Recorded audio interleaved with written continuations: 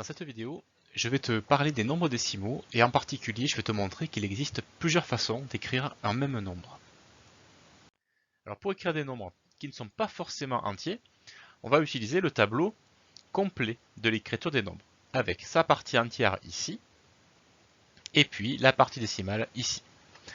Donc je te rappelle que dans notre système d'écriture des nombres, quand une unité est trop grande pour ce que l'on veut mesurer par exemple, on peut la partager en 10 parties égales. Chaque partie représente donc un dixième de l'unité. Si les dixièmes sont trop grands, on peut les repartager en 10, obtenant ainsi des centièmes d'unité. Si c'est trop grand, on repartage en 10 et on obtient des millièmes d'unité. Et on continue. On peut repartager en 10 pour avoir des 10 millièmes d'unité, puis des 100 millièmes d'unité, etc., etc.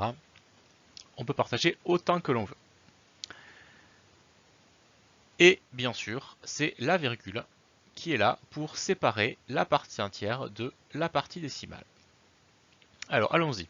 On va utiliser le nombre 637,524 qui est un nombre décimal et que je vais t'écrire de plusieurs façons différentes.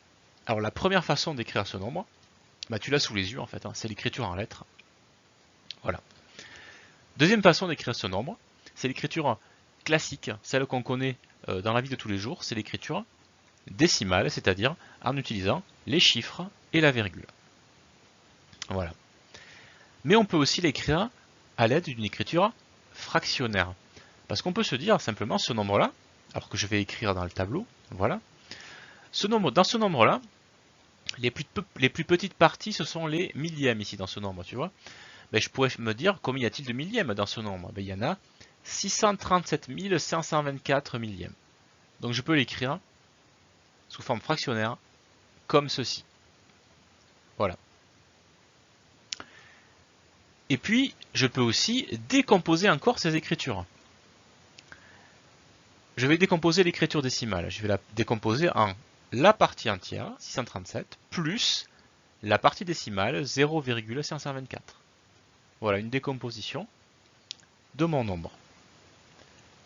Et puis cette partie décimale ici, je peux l'écrire autrement que comme ça. Je peux l'écrire aussi avec une fraction. Ici, 5 c'est les dixièmes, les centièmes, les millièmes. Donc ici j'ai 524 millièmes. Donc je peux l'écrire, cette partie décimale, je peux l'écrire aussi sous forme d'une fraction décimale. C'est la même chose. Et puis je peux pousser encore plus loin la décomposition. Et je peux décomposer chiffre par chiffre ici. J'ai 6 centaines, donc ça veut dire que j'ai 6 fois 100 unités, une centaine. Ensuite j'ai 3 dizaines, donc j'ai plus 3 fois 10 unités, une dizaine. Plus, 7 unités, donc plus 7.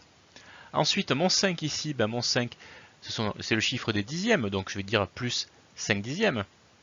Plus 2 centièmes, et plus 4 millièmes. Donc voilà la décomposition chiffre par chiffre. Ce sont des exemples. Il y a aussi d'autres décompositions. J'aurais pu par exemple te demander combien est-ce qu'on a de dizaines. On aurait pu dire, dans ce nombre-là, j'ai 63 dizaines. Alors plus, bien sûr, plus le reste, plus 7524 millièmes. D'accord? J'aurais pu décomposer avec des dixièmes, ce sera mon dernier exemple. Des dixièmes, dans ce nombre, j'en ai 6375 dixièmes. Et on rajouterait plus 24 millièmes. Donc voilà quelques exemples parmi d'autres d'écriture dans même un nombre décimal. Voilà, tu viens de voir plusieurs façons d'écrire en nombre décimal.